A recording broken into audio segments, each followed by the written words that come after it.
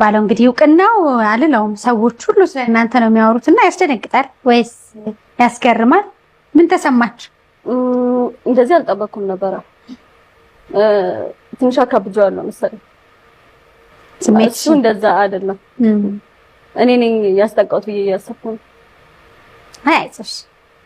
እኔ ደግሞ ከበጠቃት አንፃር ሳይሆን ማለት የሰራውበት የራሱ ዓላማ አለ። ይሄን ቲክቶክ ማለት ነው።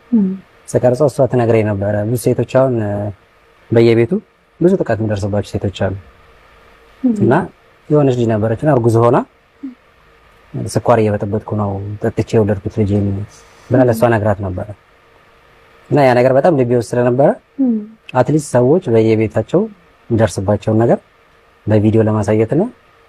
የሆነችን ሴት አትሊስት አንድ ሴት የሆነ ወንድ ያንን ቪዲዮ አይቶ አንዳንድ ጊዜ በንግግር ለሰዎች ስትናገሪና ቪዲዮ ሲሆን ትንሽ ሴንሲቲቭ ነውና ቪዲዮን ሰውየው ሲያየው ጥቃት የሚያደርስ ሰው ማለት ነው ሲያየው አትሊስት አንድ ሰው ማዳን ከቻልኩ ብዬ ነበር። ግን በጣም ቫይራል ወጥቷል። ኦልሞስት እዚህ ልገባ ስል ከ3 ሚሊዮን በላይ ቪው ነበረውና እርግጠኛ ነኝ ብዙ ሰዎችን አድኛለሁ ያስባለሁ። ብዙ ያስቆጣቸውም ሰዎች አሉ በዛው ልክ።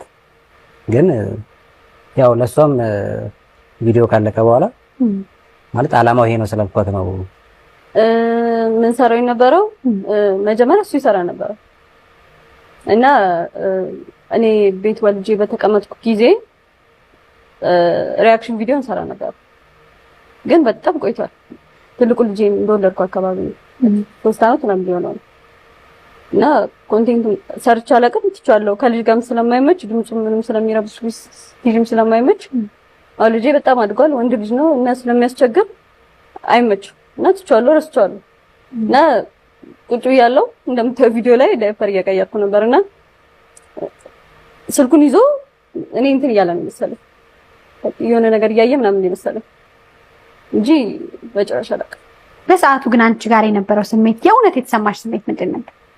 በትክክለኛ የተሰማኝ ስሜት ልጄን አይ ቲንክ 4 ወር ወይ እንደዚህ 5 ወር አካባቢ በጣም ከባድ ህመም ውስጥ ነበር እና ላይክ ልጄ ሆዴ ውስጥ እንዳለው ኦፕሬሽን መሰራት ነበረብኝ እና በጣም ከባድ ጊዜ ነው ያሳለፍነው የዛን ጊዜ።